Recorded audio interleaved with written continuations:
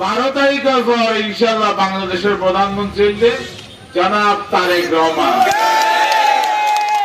সময় আসছে রাজনীতি পরিবর্তন করিবার।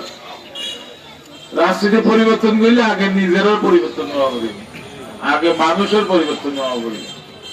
মানুষ যদি আগুন না ওদের আসলে একজনের গাইলি হতা বাংলাদেশে যদি তারার মনে করে, এই দেশের যে হাসপাতাল যদি তারার মনে করে এবং এই মনে করে যদি বক্তৃতা দেয়, তাহলে তো ইংলিশের রাজনীতি সবসময় তাই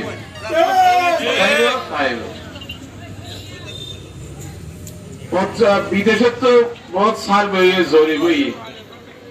নিউ ইয়র্ক টাইমস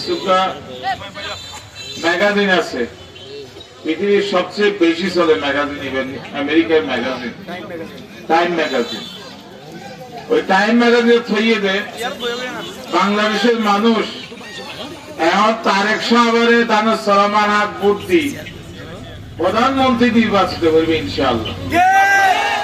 48% ভোট পাইব, আর জনসমর্থন আছে 70%।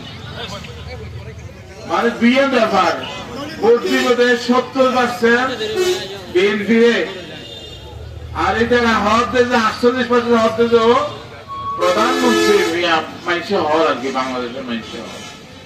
তাহলে 48% 70% যাই হোক, 12 তারিখের পর ইনশাআল্লাহ বাংলাদেশের প্রধানমন্ত্রী জনাব তারেক রহমান।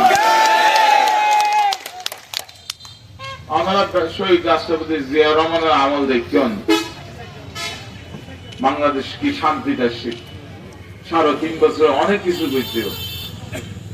আমরা বেগম খালেদা জিয়ার আমল দেখতেন, ও 2-3 বার প্রধানমন্ত্রী এসে এবং আপোষহীন ভাবে ওনার দাবি দেওয়া, ওনার পুরো অধিকার ও সংগ্রাম লড়াই সংগ্রাম করছে।